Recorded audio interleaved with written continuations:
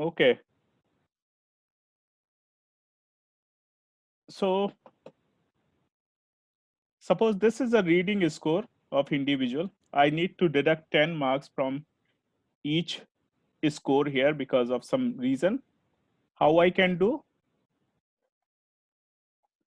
10 minus, and then I go under calculator, and this is C10. I'm going to store this result in C10. Reading score minus 10. And you can see, so not only plus minus, you can perform any mathematical operation, means any mathematical calculation. If you create any formula, you can do that. Suppose I'm going to, so this is, now I'm going to do average of all three. How I can do? Average of reading, writing, and math score. How I can do? I can do calculate, and this will be under C11. What would be the, so I can start with math score plus reading score plus writing score, and then divided by 3. Divided by 3. And then I can get average score of, so here you can see this is the average score of reading, writing, and mathematics. So this is, I mean, any operation you can do under calculate. So I asked a couple of questions in our assignment. Conversion of pound sterling to euro, or conversion to pound sterling to US dollar. So basically you don't need to do any inflation part or anything. Just check, here Google currency converter, yes, pound sterling to US dollar, and 1 pound sterling is 122 US dollar. So that's it. Or 1 pound sterling to euro, which is 1.12. So it doesn't matter, you don't need to consider all those factors which affects inflation from last 110, 107, 8 years. Don't do, just I want to see the calculation, how you use calculator to do that on Minitab.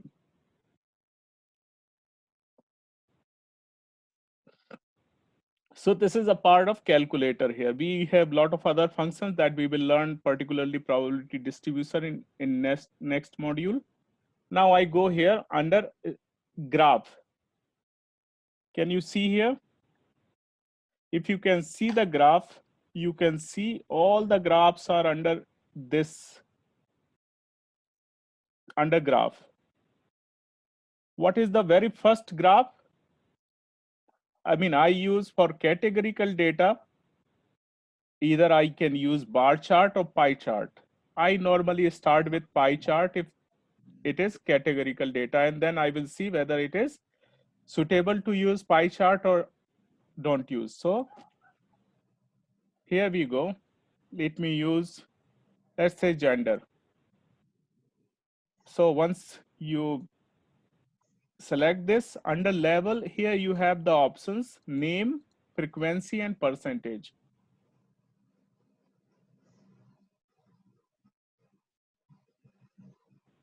And we can clearly see 51, 52% are female and 48% are male. You can clearly see here. So basically, if you have fewer categories that you can distinguish clearly on pie chart, use pie chart. When suppose 3, 4, 5, those categories can clearly reflect on pie chart, use. Suppose you have multiple categories like 8 or 10 or something, let me go with this second option, status graph pie chart.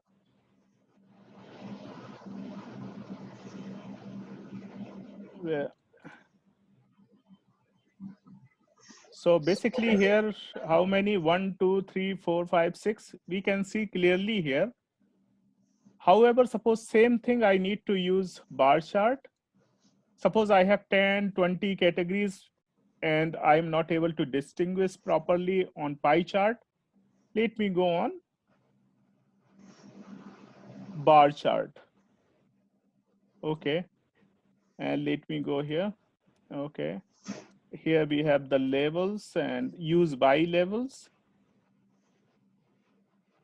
And here I can see. So here we have only numbers. Suppose I want to use this, I want to use as a percentage, I can go always on right click, edit graph. Then I always go edit bars. Here we have chart options, under chart options. So by as percentage, and I hope I can see the percentage part of each bar. So this is the, how do we do bar chart here? What is the importance of pie chart? What is the importance of bar chart? Actually, in organizations, management, business and management, they quite often they use as a percentage, because let's say I'm guiding PhD, I'm guiding 4 PhD students. I have 2 students from India. I have 1 student from Kenya, and I have 1 student from Brazil. I have only 4 students, and I go and do the pie chart of this. Let's see what it shows. I don't put the frequency. Okay. So mostly, you might have observed that most of the management charts, management presentation, they have everything in percent. So here it is looking, my 50% PhD students are from India, 25 from Kenya, 25 from Brazil, but I'm not showing the actual numbers. Only I have 4 students, therefore this is like this. So even if you have a smaller number, but you have a pie chart with percentage, that becomes fancy, that becomes, very attractive. I mean, I'm not going to tell you about this, but you had already experience of seeing such management presentation. So look into that, where we can use bar chart and pie chart. When do we have categorical data? Means we can use bar chart. Here in these cases, we can use these 2 things very easily. Now look into the number part. We can use other things also. For example, here in number, the very first thing is graph, dot plot. Okay, just let me math score. We can put levels, just look into that. So this is basically a dot plot of math score. What it is saying on 56, here you can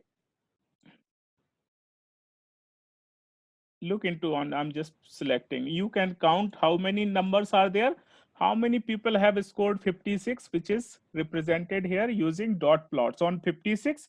Let's say 1, 2, 3, 4, 5, 6. I'm not able to count them, but you can see here. Similarly, where you can see highest value, this is, I think this is the point, and I don't know what is the 70. Here you can see how many dots are there, means on 70 how many students scored 70. 84, where these are the 0, you have only 1 student, and this is something I don't know, but it is starting basically from here. So dot plot is one representation. Second, I'm going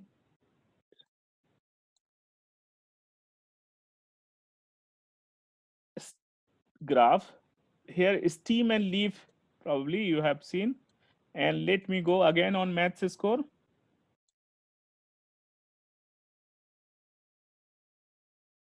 So basically this is steam and leap.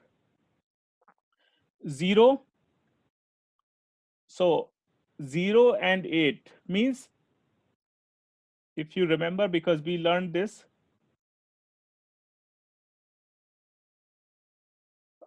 Okay, let me answer.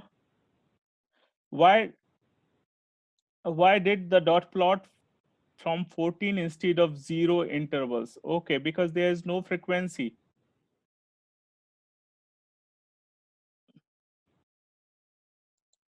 Okay, let me go with your question to answer. Why we have instead of here we have a 0. If you can see here, 0 extremely left. So 0 is this, whatever best can fit. So whatever frequency it has, like 28, 42, and we can see others. Each symbol represent up to 2 observations. So 0, then 14, then 28, then 42. So basically the scale has 14 difference. So 14 plus, if we are going to have like 100 dots here, 100 on the scale, then basically this graph is, or this chart is going to be much bigger. It is, we can't have on a screen, we can't distinguish. Therefore the scale is automatically, Minitab is picking up the scale. Is it clear?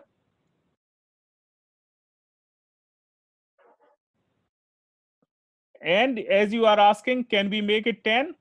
Here, let's go. Added dots, binning. Here you can do binning. So let me go with number of intervals. I'm just going here 0 to 4. Here you can change as per your need. Okay, let me go here with 100. Oh, sorry. I can go with 10. Here, can you see this? So 0, or I can do, we can adjust as per our requirement. So let me go with 10. So here 0, 10, 20, 30, 40, and you can also adjust whatever way you want. So by default, but you have option to do that. So let me do with, let's say 20. Or you can do, suppose you are not happy with this, you can adjust your this. So basically you can go with 0, then second is 10, 20, 30, 40, 50, 60, 70, 80, 90, and 100. And now look into this. You have this. I hope now you can see. Since, is it making sense?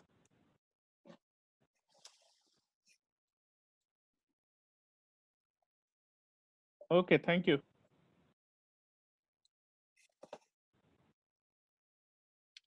And now we go on steam and leap. So basically, in 0 means 0 to 9, one digit. How many numbers are there? 0, first is 0, second is 8. So steam is 0 against 0, 0 and 8. These are the two leaps. 1. So basically, what are the frequencies between 0 to 9? Two frequencies are there. Between 10 to, oh sorry, 10 to 19, in the range of this, how many frequency? 18 and 19 are there. Therefore, steam is 1, leaf is 8 and 9. So how many?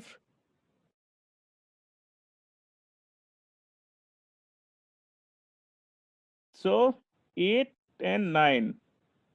So up to here is 4, 2 plus 2. Similarly, look how many under 20 to 29.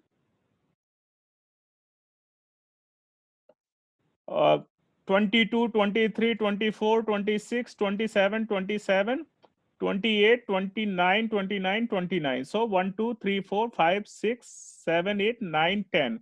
So 10 frequencies. So 2 plus 2 plus 10, 14. Similarly, keep going on.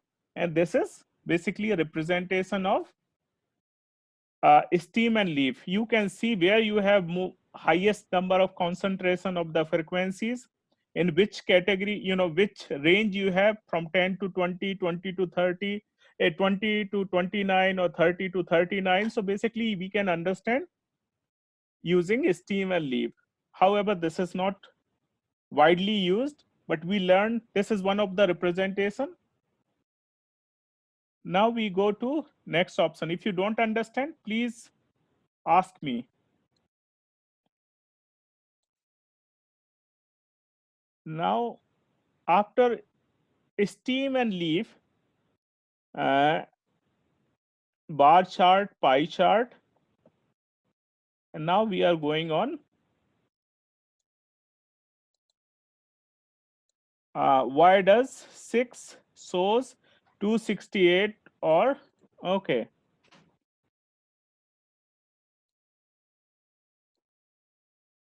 Just a minute.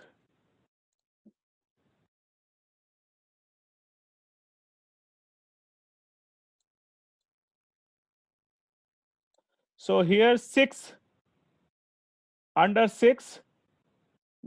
So basically this is coming here the peak 268. So here they have under 60, they have this, all these things means there are 200. So in stem and leaf, where this is the peak and then it is going to decline here. So we can understand, John, this basically, so this is the highest number of frequency 268 under 6, means under 60s from 60 to 69 we have highest number of frequencies. Is it making sense? And then it is declining.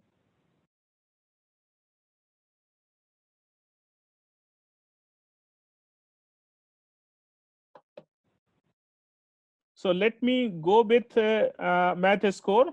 We can do manually to understand this. Basically, here I use sorting option. So I go calculate, and here we have somewhere data. Under data, we have sort option. Okay. And I can go math score, and I need, here we go. And why it, data sort increasing. Okay. Specific column. Uh, okay, it is already there in sorting option. Here, this is. So where we have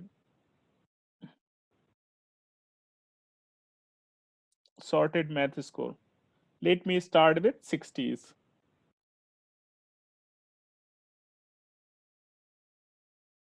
Yeah, yes.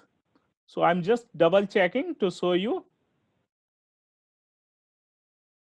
Let's look into it. Start with 3. I mean, can you see the table here? I mean, spreadsheet or worksheet. 324 is the beginning of 60. And let me see where it goes to. 324.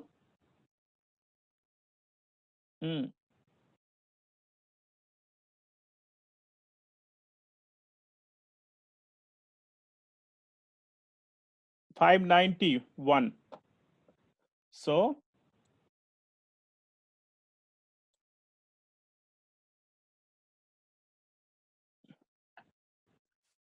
591 minus 324. Oh, I think I am counting 268, 591 is correct. So why I'm just miscounting one number? It should be 268 exactly.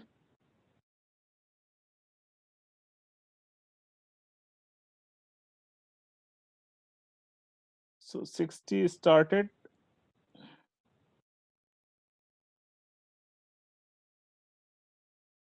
324 including. Yeah, so it includes 324. So I need to, subtract 323 in this. So basically 591 minus 323. So this is the number of frequency we have between 60 to 69. And this is the highest number of frequencies between particular steam. Is it clear?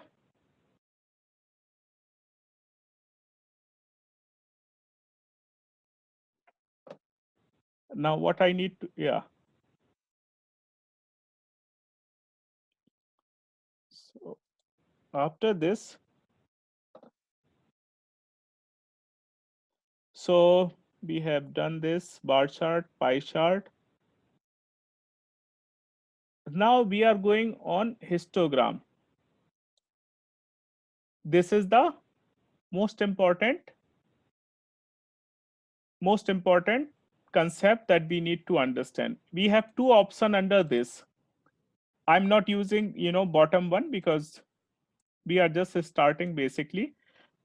Both the things are very important. Look into the, I'm just using the second one first. Okay, here I'm using maths score.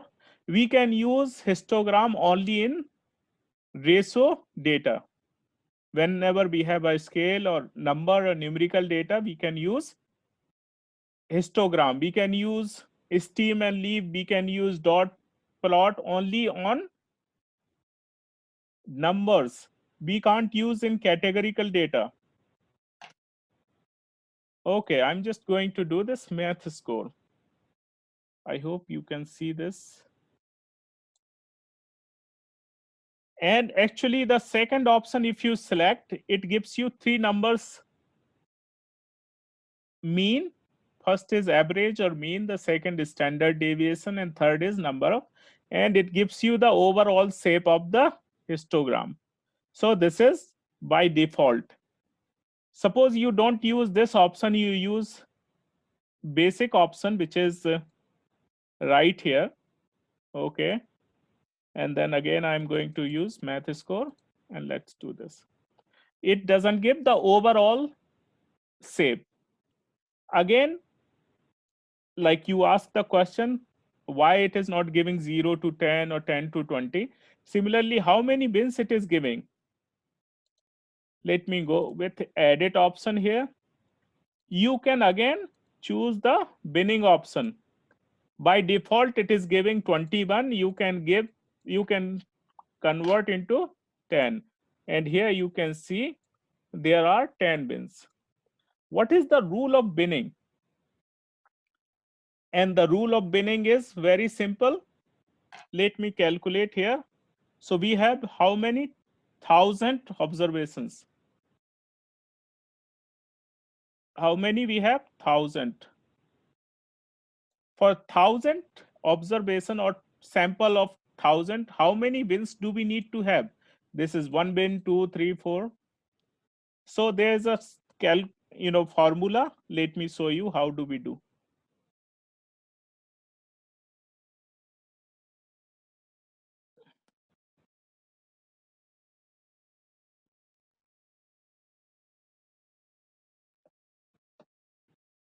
And the formula is right here.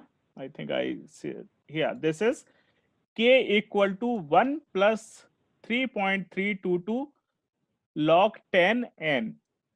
Okay, I'm just going to do this and Texas Instrument.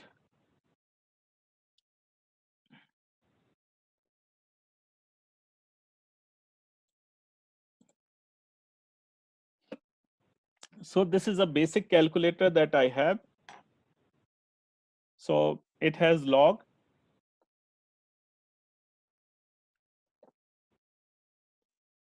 And you can install the this calculator if you wish to do. Every, I can say, you know, if you have a smartphone, I mean, this Android phone, on Android phone, there is a free application from Google app that you can download and you can get this exact calculator on your cell phone. This is a computer application that I bought from Texas Instruments. So this is for, but even you can get this for 30 days free trial. You don't need basically because we are all working on Minitab. So what is the formula? 1 plus 3.322 log. How many observations we have? 1000. And close and enter. How many classes, how many wins can we make? 10.966. Now here the judgment or decision you need to make, we can't have 10.966. Classes can be either 10 or 11. This is close to 11. So I am considering there are 11 classes. So based on the formula, for 1000, 11 classes. Now I'm going to,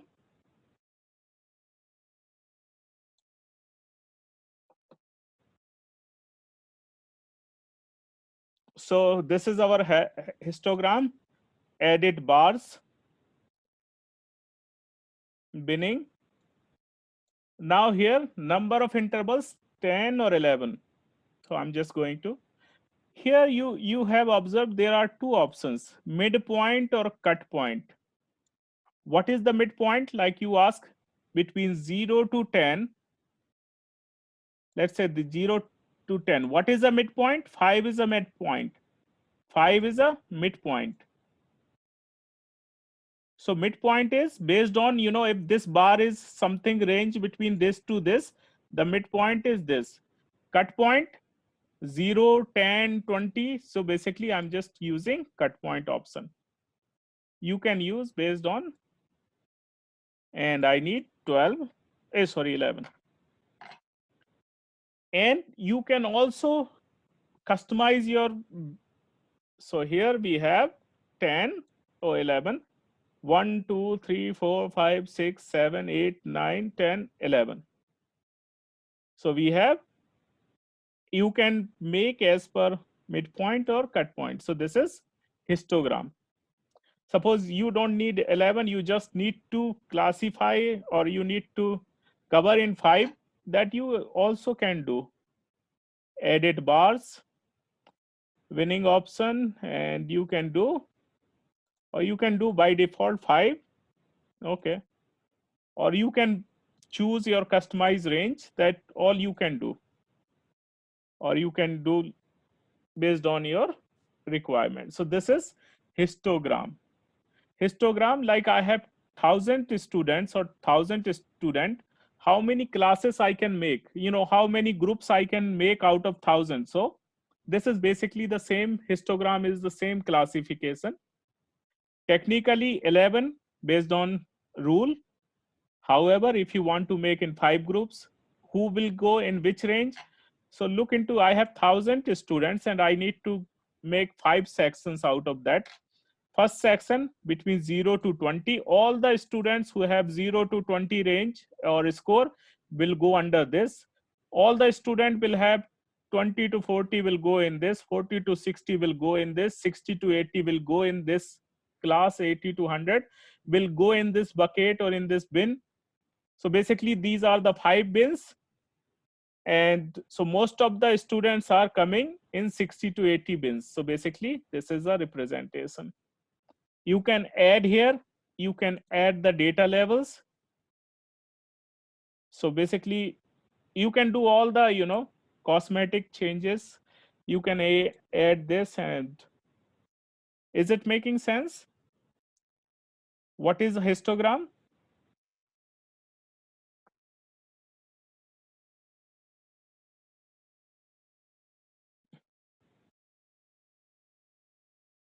So after histogram,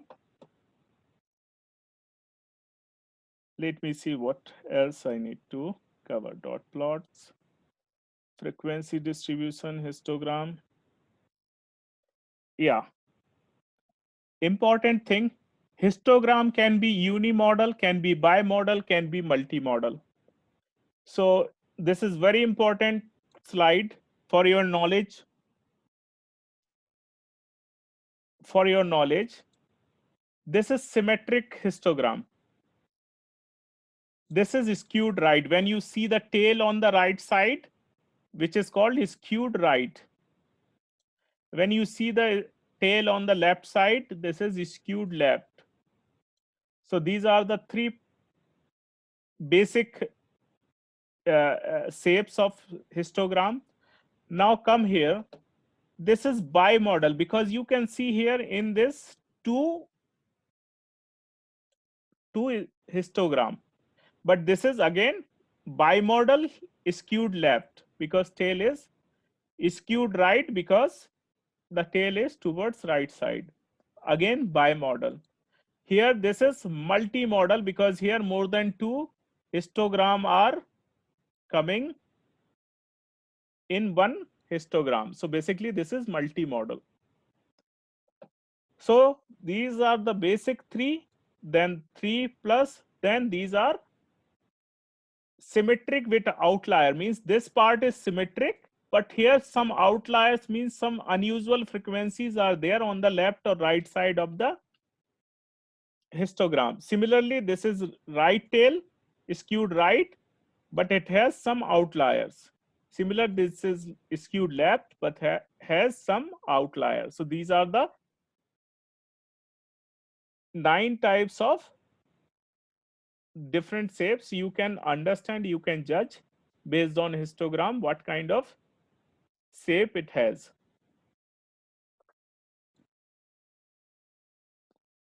The second, or polygons and ogive, these are the two other things.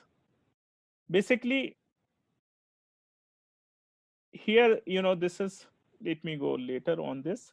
So these are the unimodal, bimodal, multimodal, symmetric, skewed left and skewed right. So this is histogram.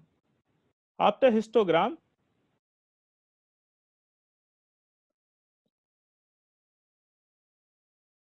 simple line chart. So basically what we can see nowadays, a line chart based on this. We can see COVID case on day by days, how this is growing, how this is increasing. So this is simple line chart. So let me go and let's see if I can make, because I don't have time series data, but I can create some. Just a minute. And this is normally used. So I'm just using a very simple 5 or 10 digit of, let's say, and so day 1, 2, 3, or I can say January,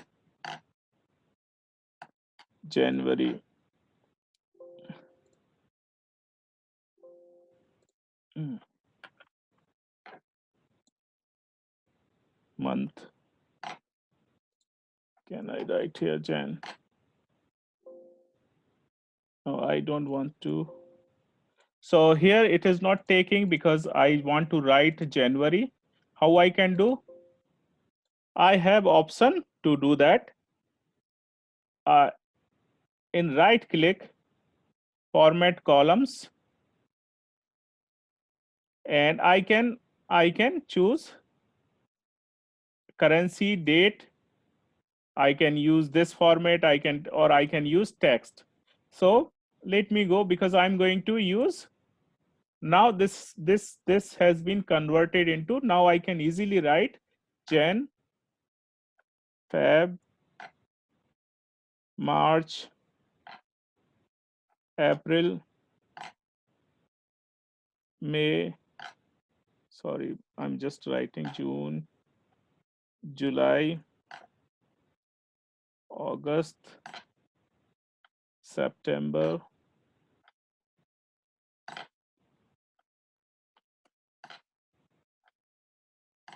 I have created month, and then I can say my salary or sales of the store. Let's say 1,231, 2,045. Oh, sorry, it is going unusual.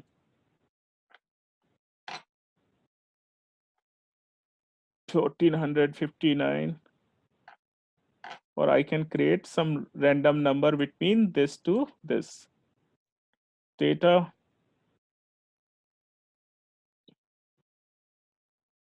calculate integer. Where is the integer? So let me store in C2. Oh, sorry. Number of rows, I need 12. Store in C2.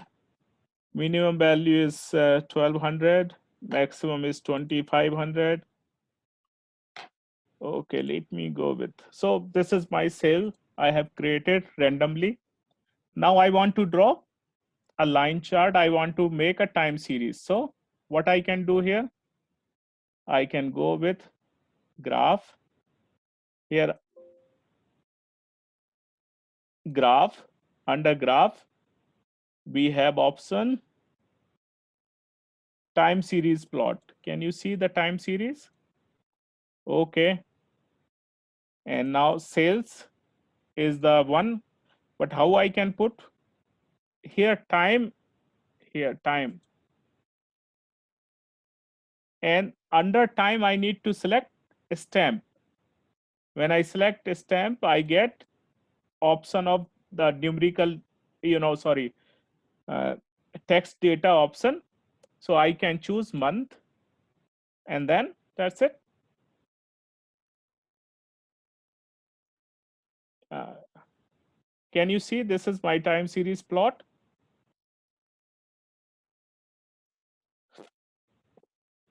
Is it making sense? So this is under time series, you need to create a stamp. So on the bottom, you can see the month, and on the by axis, you can see the sales. Now, what else I need to explain?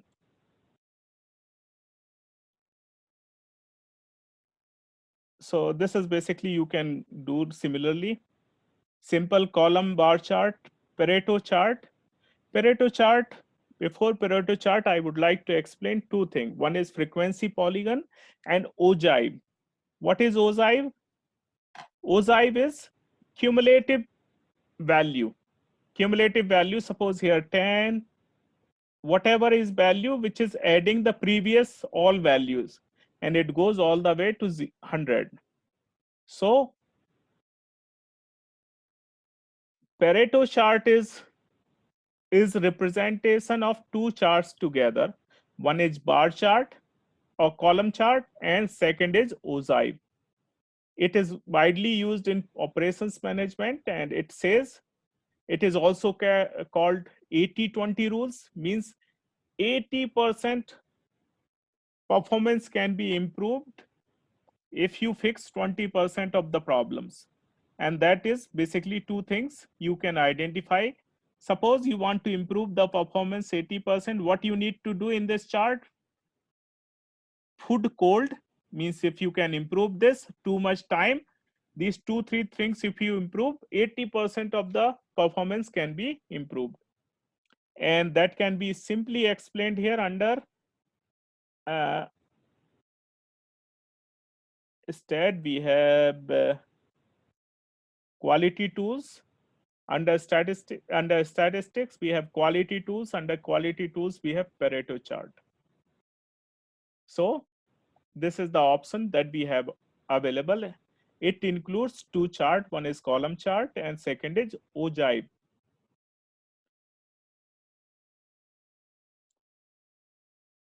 And basically you can make, different other charts using Minitab, pie chart, a scatter plot.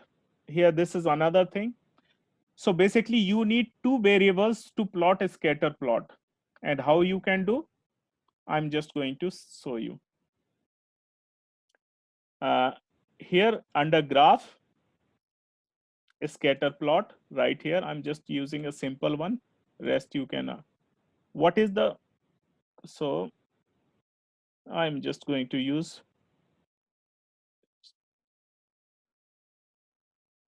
graph scatter plot. For a scatter plot, you need to have two variables together. You can use with connected line, you can plot. So I'm just going to use this.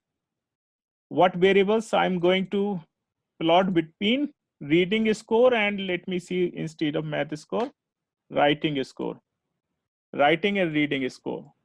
Let's see. Here, this is a scatter plot. Since there are 1,000 points, it will look like this. This is reading score, this is writing score, and this is also represented as a correlation. So if I do the correlation, exactly the similar. Correlation means relationship between two variables. So I'm just going to, and this is called bivariate analysis. Reading score and writing score. And you can see this is exactly the, and R equal to 0.95 means 95.5% relationship is there between reading score and writing score. So there's a very high relationship exists. So this is clearly, you can see R equal to 0.955. And this is based on Pearson correlation. This is the, and this is the graph, a scatter plot. Okay. Please interrupt me if you don't understand. Or so based on scatter plot, you can say the strong positive if you have the relationship almost in, a straight line. Then weak positive, no pattern here.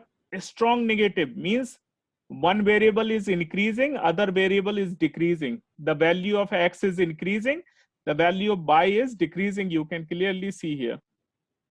So x scale, this is increasing, the value of y is decreasing here. And therefore, this is called strongly negative. Weak negative and no. So the correlation R value range between -1 to +1. That means minus is strongly negative, 100% negative, 100% positive. The R value can be in between -1 to +1.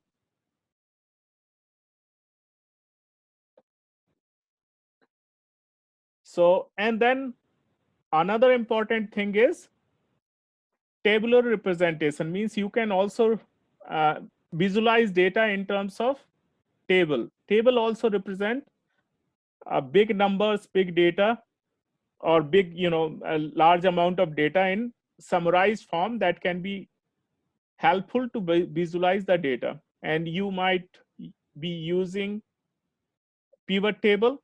What does it do? It, takes a lot of data and it summarizes into tabular form to understand. Similarly, this is the, for example, a school expenditure and public school, private school, elementary school, college, university, by years, by different kind of schools. So this is basically another important data visualization tool. So this is what we need to cover in chapter 3. Now I'm going on chapter 4, which is numerical description. If you have any problem or if you did not understand any concept, let me know, I can repeat. If not, if you get all the concept, I'm going on chapter 4. Chapter 4 is about same thing, center, variability, and shape. So how we can understand all these things? So basically this is for describing data numerically, means we need to have numbers here. And now I'm going here.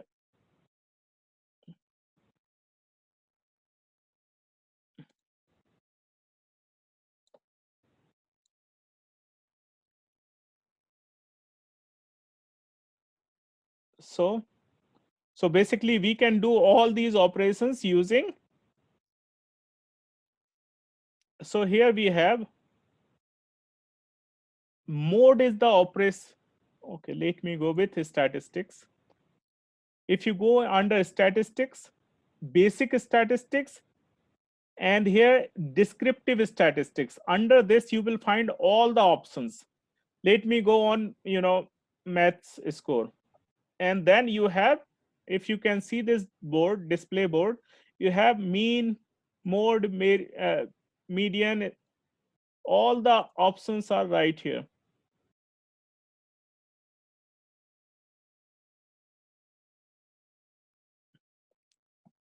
Can you see all the descriptive statistics options are under this? I'm just going to click here. Here you have total count. There are 1,000 observations that we know. Percentage, 100%, 1,000. What is the mean for math score? Mean means average is 66%. Sorry, 66 is the mean score. Standard error of mean is this much. Trimmed mean is this much. Standard deviation is 15. Variance is 229. Coefficient of variation is this. Sum total, sum of all 1,000 is 66,089. Sum of a square, minimum value is 0. Quartile 1 is 57. Median is 66. Quartile 3 is 77. Maximum is 100. Range is 100. Interquartile range is 20. Mode is 65. Number of mode is 36. Skewness is minus. Kurtosis is 0.27. And this is MSSD. So I'm just going to explain each of the concept one by one. Here, what operations you can do? What operations you can do with race, this? Can you do any operations out of this in this?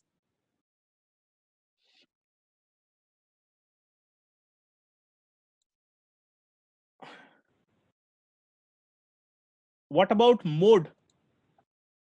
Mode, yes. So let me go with statistics, basic statistics. Oh, sorry. And let me use math score statistics. Oh, sorry, I need to go instead of this. Let me go with here gender, race, lunch. Okay. Statistics, I'm just clearing all, none. And then I'm going to go with mode.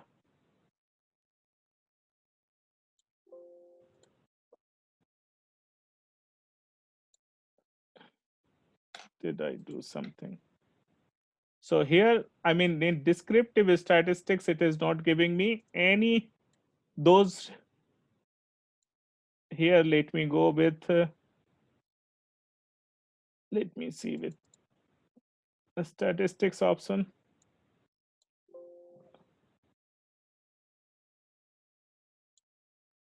We can do mode because, it is about counting. So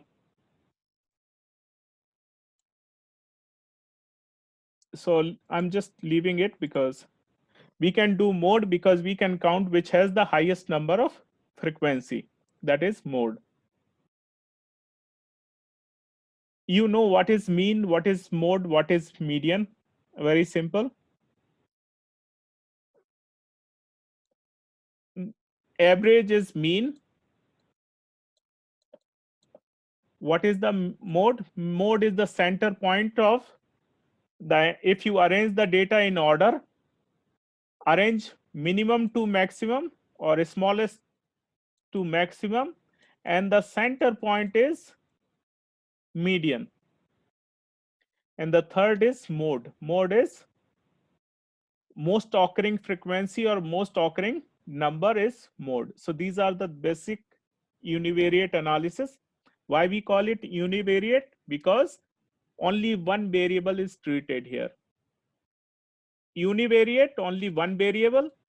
Bivariate, two variable. Multivariate, more than two variables. So this is statistics based on variables. We are just using univariate here. So mean, mode, median. When do we use mean? When do we use mode? When do we use median? So median is good, good measurement of, let's say I'm just going to use, I have some data here. I have a 7-day sales of my store. Here is 2000. Here is 20,000. Here is 2,300. Here I have 4,000. Sorry, let it be 2,500. Here I have 1,900. Here I have 2,800. Let's see, this is my 1, 2, 3, 4, 5. Let me put one more, 2,200. This is my sale of 7-day of my store. And I'm just going to do statistics, basic statistics, and statistics. I'm using just mean, mode, median. So mean is 4,848, means my average of week is 4,840. And it is 2,300 is median, which is correct measure for this case. Which I can consider a correct measure, this or that. Here you can understand 20,000 might be due to some seasonal, because I never see in past 20,000 is unusual due to some variation or due to some seasonal factors. Maybe some day, all the stores were closed, only my store was open, and everyone purchased the item from, therefore it was 20. Usually that is not there. So because of this unusual sale increasing, my average is 4,000, close to 5,000, which is not the case. Therefore 2,300 is the, because my sale is around 2,000 and this is the correct measure. So in order to avoid seasonal variation, seasonal effect of anything, that we always look into median also. I hope this is making sense. How do we use this? So median, this is another, if you can see this slide here, what is the symmetric situation using mean, mode, median? When you have mean equal to mode equal to median, this is the ideal situation. Practically we never see this, but mean equal to mode equal to median, that is a symmetric shape. When mode is higher, median is middle, and mean is lowest, this is skewed left. When mean is higher, median is this, and mode is this, we can say this is skewed right. So this is the skewness. If you can, based on mean, mode, median, you can understand the shape of the data. If you are not plotting, but if you know these three numbers, you can easily do that. Geometric mean, how do we do? This is actually used, and this is most of the financial people use this for average growth or average performance. Suppose this is the revenue of this year. So we don't do here simple average. Simple averaging is not allowed in this kind of situation, economic growth or financial growth. we always use geometric mean in this case. And what is the geometric formula? Mean formula is growth rate formula equal to this much. So the highest value divided by lowest value, and whatever numbers are there here 5, so 1 minus n, which is 4. So highest value is 33779, lowest is 2369, and then square root of 4, and then minus 1 also there. So this is the growth rate.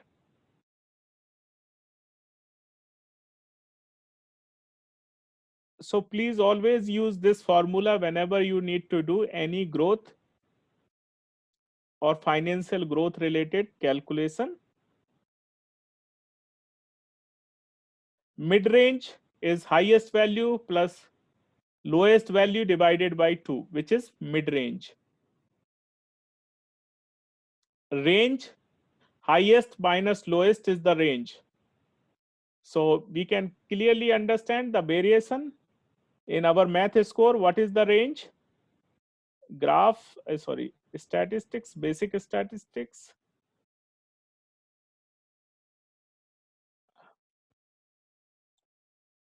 Where am I?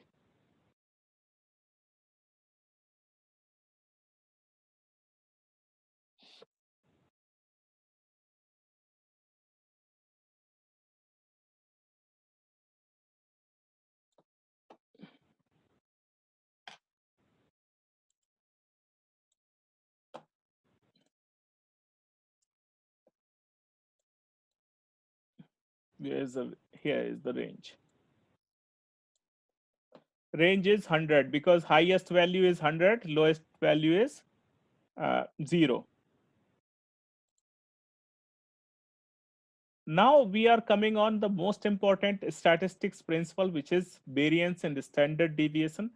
There are two important numbers. One is mean, and the second is mean, and second is standard deviation. These are the two concepts we use in almost every aspect of statistics when we, and important to describe data. What is standard deviation? Deviation from mean, and I normally explain the standard deviation using aeroplane example, takeoff and landing example. So let me share my whiteboard, please. Let's say this is a runway of a airport. This is the central line on runway, or you can say this is a mean. So always every plane that takes off need to have their front landing gear right on this. So front landing gear needs to follow this, exactly this. Every time they take off, every time they land. This is, if suppose the front wheel is right here, this is situation A. Let's say front wheel is here, this is situation B. I'm using mouse, so please excuse me because the drawing may not be, and this is the C situation. So this is a situation, this is B situation. This is a deviation from mean. So basically this is mean, deviation from mean. Where do we have highest risk? Where do we have highest risk? C, exactly, because this is the highest deviation and it has highest chance to go out of the runway. The second, B is the second highest, C is the lowest among three, which does not have any risk, which doesn't have any risk. Exactly, mean. So standard deviation is represented by sigma, means deviation from the mean. Deviation from the mean. What is the ideal value of sigma?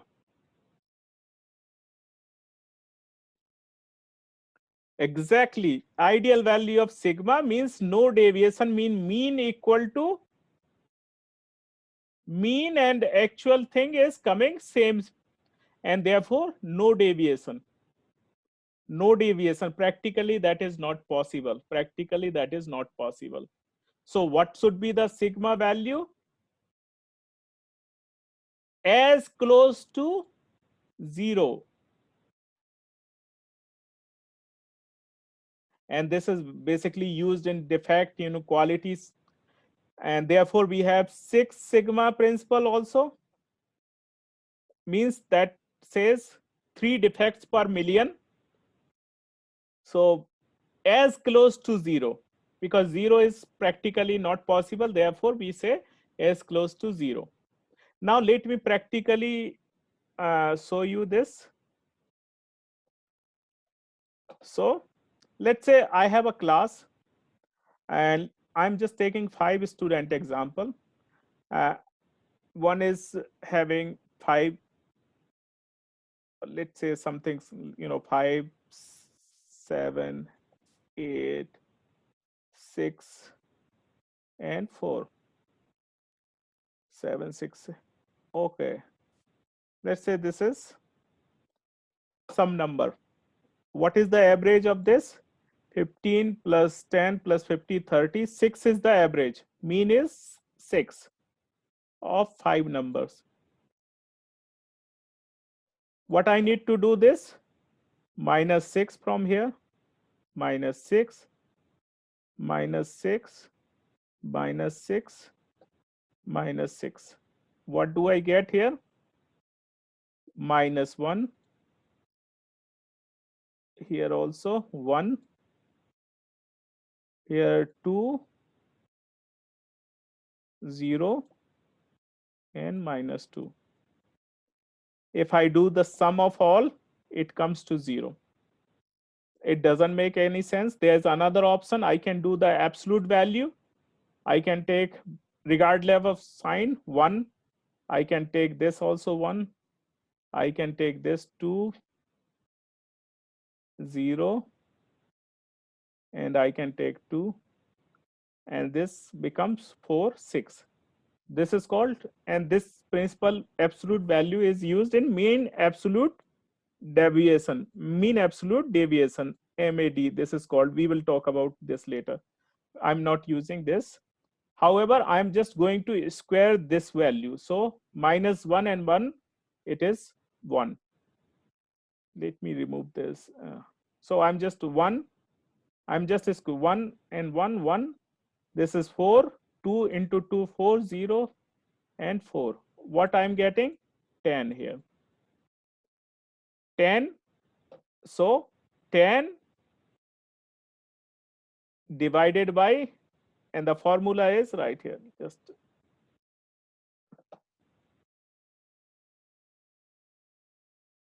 so here you can see this is x my square divided by n.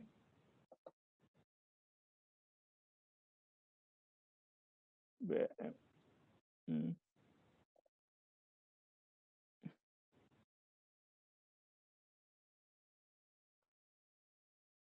So okay. So 10 divided by n is 5.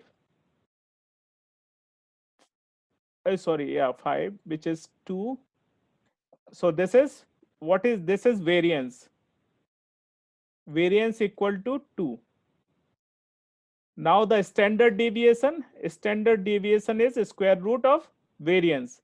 So square root of 2, how much we are getting? We will get 1 point something. This is called standard deviation. 1 point. So what is the relationship between variance and standard deviation? Standard deviation equal to square root of variance. What is the variance equal to? Standard deviation square. So this is the relationship. If you know variance, you can calculate standard deviation. If you know standard deviation, you can calculate variance. So these are the, so it explains the variation from the mean. So this is 2 and 1. sorry, 2 is variance, square root of 2 is standard deviation. Look into the second thing. If suppose this is my actual thing, this I have done the observation. Now let me do second case. If every value is consistent,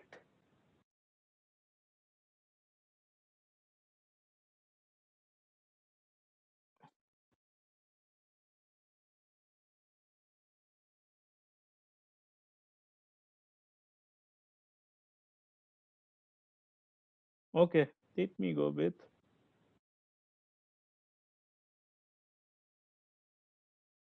I have every observation. I have 6 is 5 students, 6, 6, 6,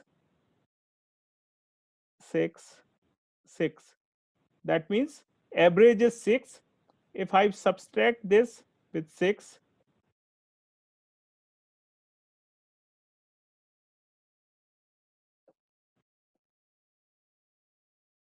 means 0, 0. Everything is 0 here.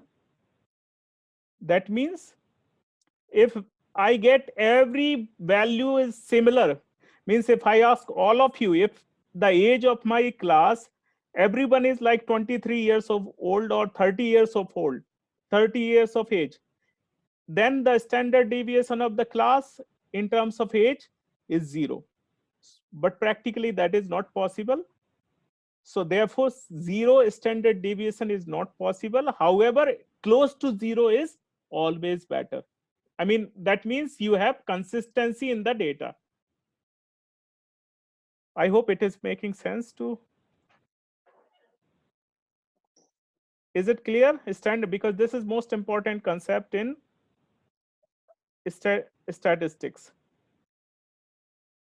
So this is standard deviation, and this is why we have here n, why we have n minus 1. This is for population, this is for sample. So sample standard deviation is little bit always higher, because numerator is whenever you do, if you get, and this is little bit less. The formula is same. However, because of population, capital N, sample n minus 1.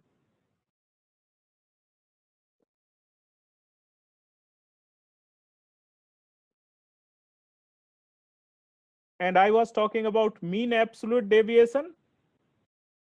Where is mean? Here, the mean absolute deviation, which is again, it is also the deviation which does not square the values, but take the absolute sign there. That is called mean absolute deviation. Coefficient of variation. Here, coefficient of variation is equal to 1000 multiplied by S, mean standard deviation of sample, divided by mean of the sample. That is called coefficient of deviation. Center versus, so this is on I'm not going on this, I'm just going on this.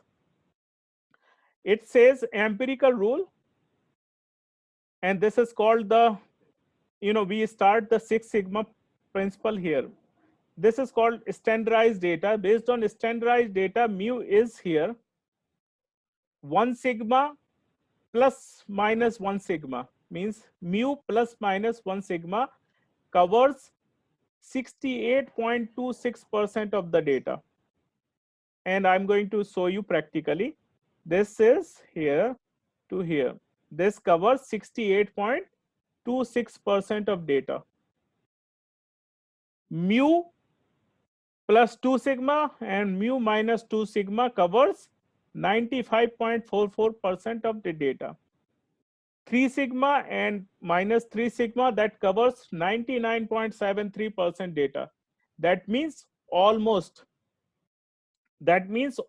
entire data is covered in 6 sigma. 3 sigma this side, 3 sigma this side. How we can do this? I'm just going to demonstrate here. Let's say this is, Again, I'm using a math, basic statistics. Sorry, let me go on graph to do it quick.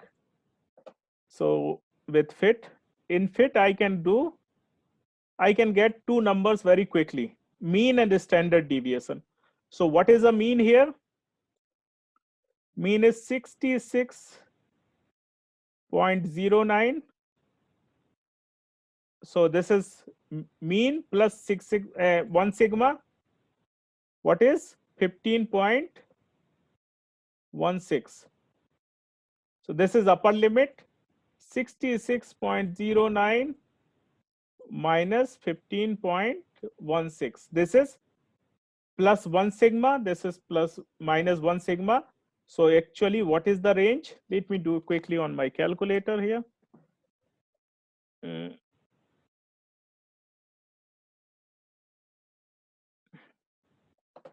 66.09 plus 15.16, which is equal to 81.25. Okay, and 66.09 minus 15.16. 50 point. So, I mean, I'm just guessing roughly is 51. And what is the upper limit is 81.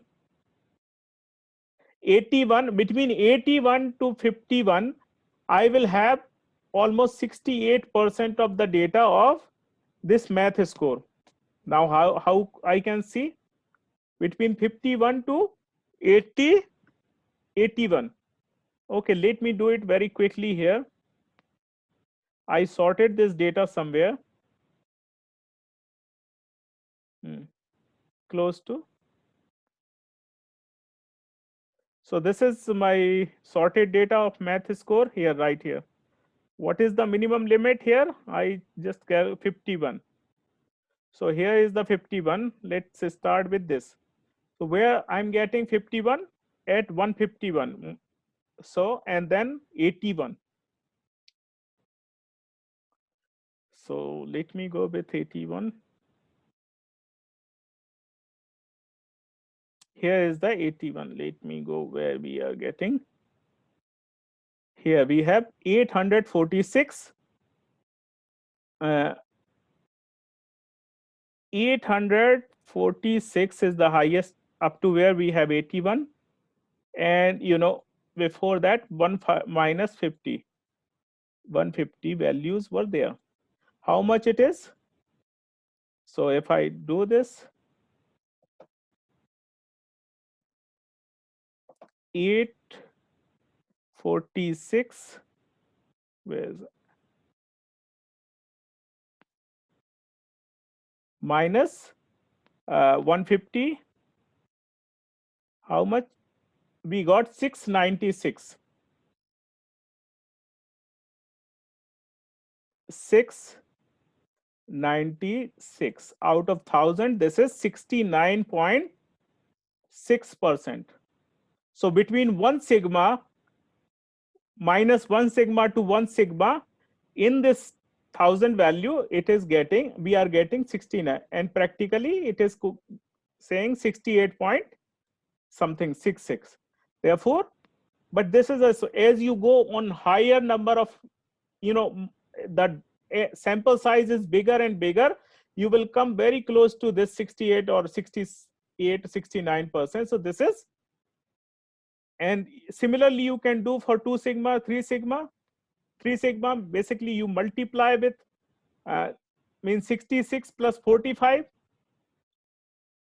66, 3 sigma is here, 66 plus 45, which is 110 is upper limit. 66 minus 45, I'm just roughly calculating, which is 20. So you will see between 20 to 110, you will get almost 99.97% data here. So that you can see here, we don't have this, almost upper limit is covered. The only 2-3 numbers are there which are less than 20, and which covers almost 100% of data, 99 point. Is it making sense?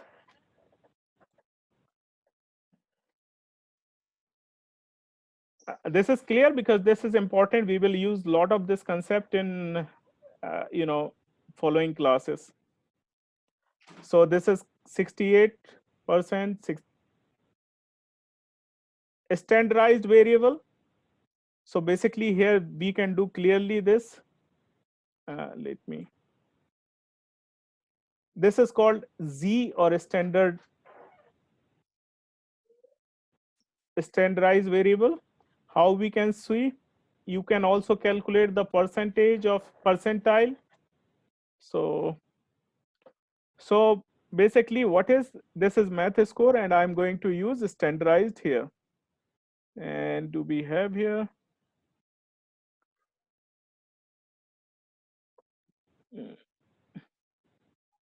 I think in data we have standardized option somewhere.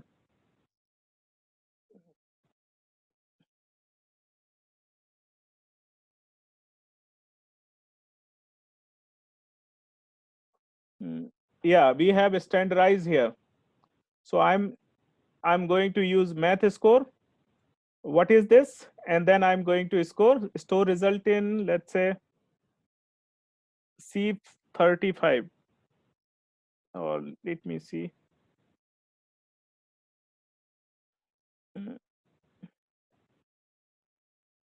C, I need to explain.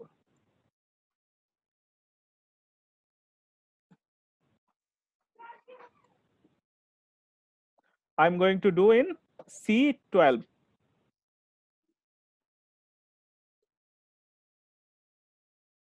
Standardized and math score C12. What is this? Let me explain here. So this is standardized number of this.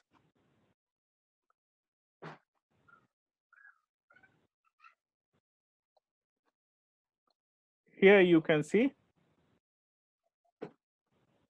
So this is standardized value. This is 77 is the individual score.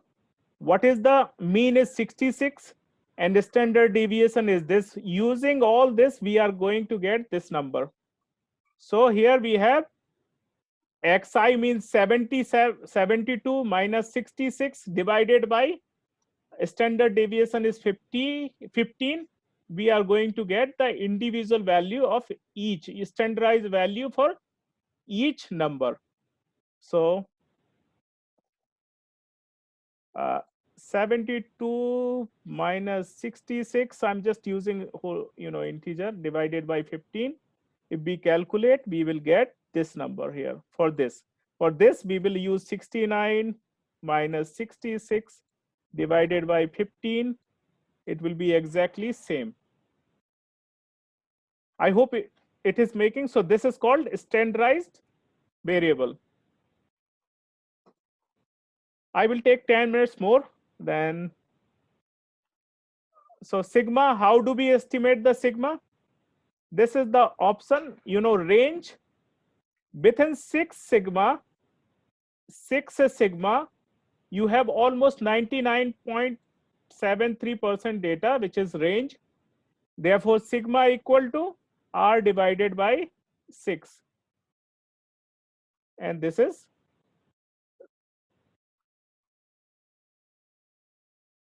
now what is the significance of standardized variable? Yeah, this.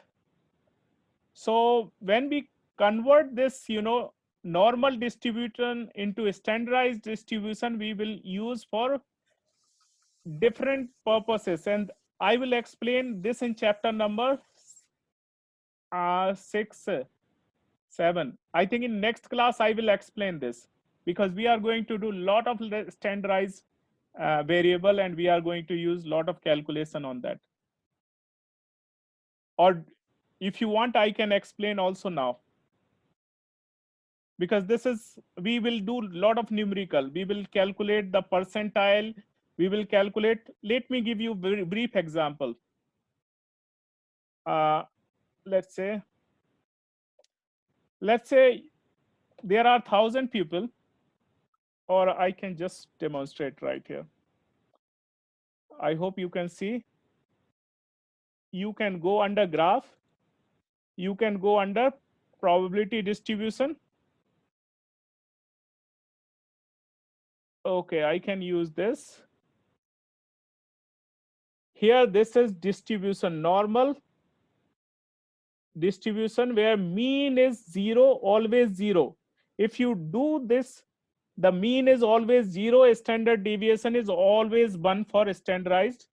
So let me do this calculation for C12 standardized, because for a standardized variable, the mean is always 0 and standard deviation is always 1.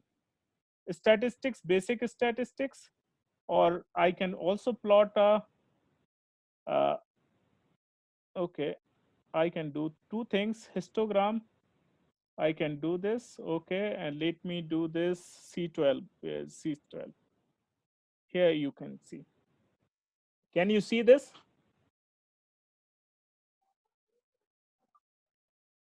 Jacob, so mean is 0. I mean, and standard deviation is always 1. So when you convert data into standardized data, that means, and that is, here you can see, this is 0 is the mean. If you can see on the plot here, this is 0. Here 1, 2, and 3 would be here, -1, -2, -3. So basically you can see within -3 to +3, almost 99% or 99.73% data will be covered. Only these 2-3 points are coming right here. So this is the significance that, if you convert data into standardized data, that means the mean is always 0 and standard deviation is always 1. And it will be used lot of in percentile. Jacob, is it making sense?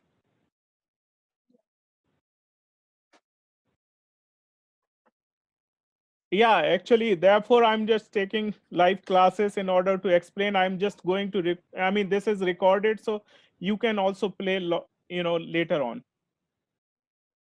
Yeah, after this we have percentile concept. So I'm just going to take one simple whiteboard example, and then I'm going to explain the percentile. So let's say, yeah. Mm,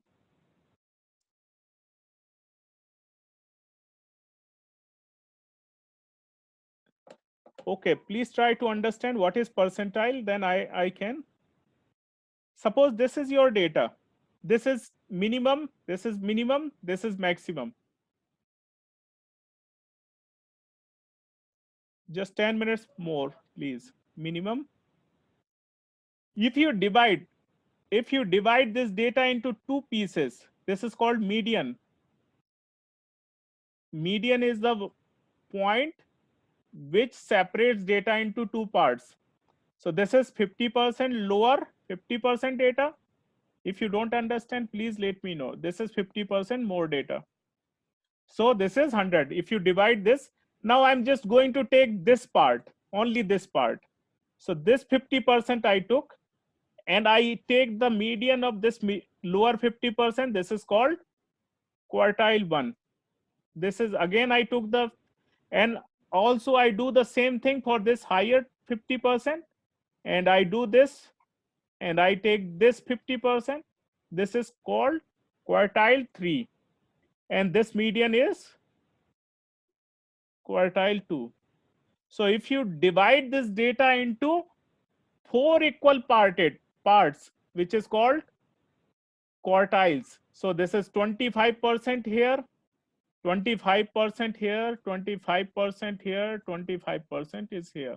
This is total 400%. Is it clear? So this is called quartile 1. quartile 2, quartile 3, this is minimum and this is maximum. Now if I ask question, and this 5-number summary can be represented by box plot. It is called box plot. Suppose I have this data, and if I divide this data into 10 equal pieces, this is, for example, 10. This is called decile. Suppose I divide this data into 100 equal pieces. I'm just making, rough here. That is called percentile.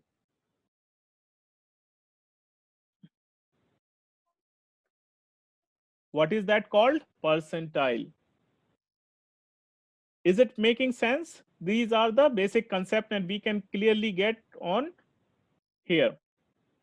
Clear all drawing, and like I'm just going to share back my screen.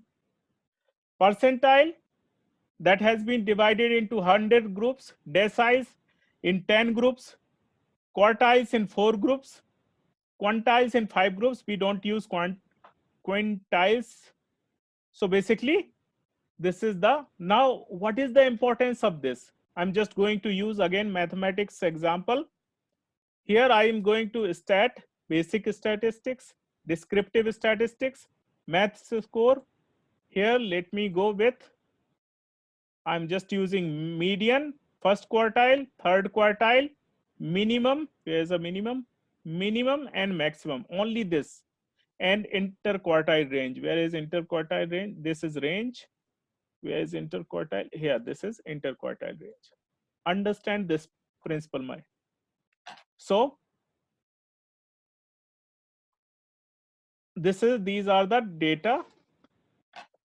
Minimum is 0, maximum is 100, which we can say maximum is 100, minimum is 0. Median is 66. So 66 is the median. So this is Q1 is 57. So this is 66. 57 is right here, which is Q1. Q3 is 77. This is Q2. This is 77 is Q3. Try to understand. So this is the minimum, maximum, Q1, Q2. Where do we have middle 50% data? Middle 50% scores are between 57 to 77. Means here between 57 to 77, we have 50% of students who scored between 57 to 77.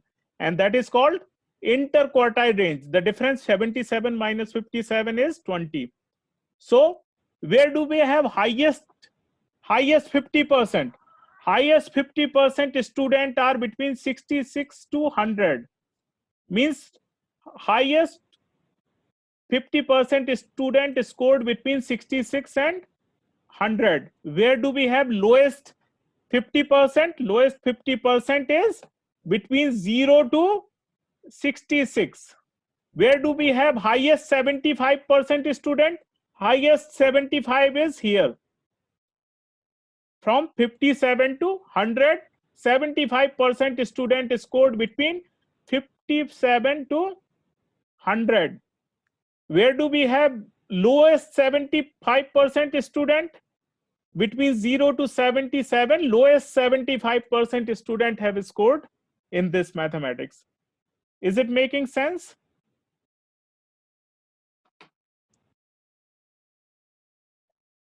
So basically, what is minimum, median, maximum, range, interquartile range? And we can do this using box plot. So I go in graph under this, where is a box plot?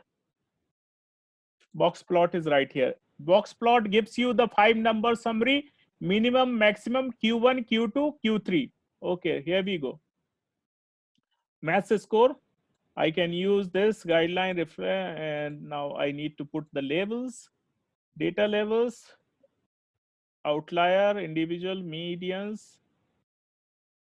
Okay, data view. range box. I mean, you can do all kind of, multiple data option. Frequency, I'm not using, but here you can see. Can you look into this? This is 66 is median. Here Q1 is 57, median is 66, Q3 is 77, interquartile range is 20, and 1000 is 2, and what is the minimum is 0, which you can see. Maximum is 100, minimum is 0, maximum is 100. So basically you can get all these number here, and I think we can put levels, edit graphs, add data levels, use while, and I think edit into add data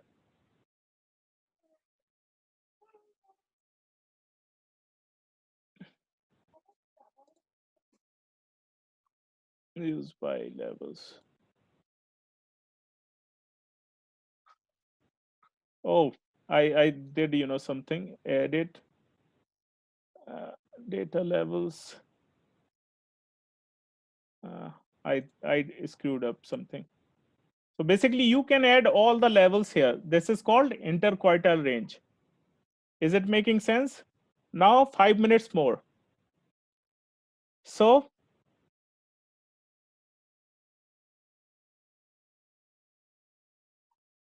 I think I just need. So most of the assignment questions are based on percentile, quartiles, and box plot. So basically you need to find higher 75%, lower 75%, middle 25%, or whatever. We will talk about percentile in next class in detail, because we can't do it today. So this is all quartiles. And all the questions, please focus on this slide, because it says below 25%, above 20, middle 25, middle 50%. And this is based on these graphs. If you have the skew, if you have this uh, box plot like this, you can say under skewed left. If normal, you will see this kind of box plot. If skewed right, you will see this kind of box plot. If this is uniform, you can see in this form. I'm not coming. Correlation coefficient I already explained, between writing score and reading score, which is R minus 1 to plus 1. This we already explained. In covariance is, again, we will explain in uh, hypothesis testing chapter.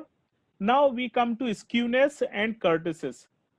What is skewness? If skewness value is 0, that means it is symmetric. If it is less than 0, means it is skewed, means right tail, left tail, skewed left. When it is greater than 0, it is skewed right. Similarly, if this is called kurtosis. If normal, it is kurtosis value is 0. If it less than 0, it is kind of flat, pleokurtic.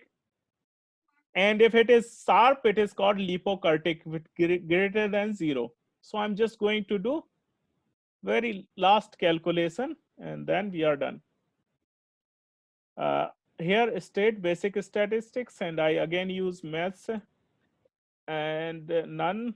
I just remove all these, and I use skewness and kurtosis. Based on these, you can understand what is the value of skewness. Skewness is minus, that means less than 0. That means, and this is plus. Kurtosis is plus. So this is little, this is pleokurtic, and this is left tail.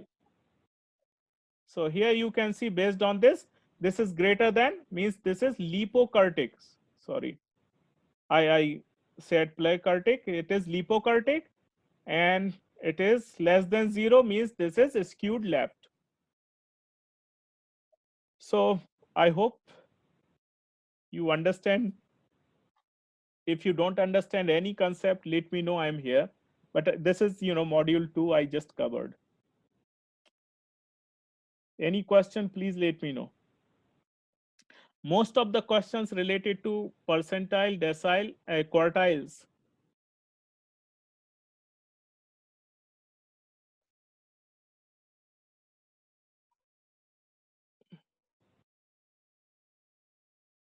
Uh, are you there? Sorry for long class. If you don't have any question, any comment, I would like to say bye bye. Have a good night. And I will post this. Yes. Okay. So I'm going to record this and you will see the link of the lecture so you can play it later on. You can watch later if you don't understand. Bye bye. Good night.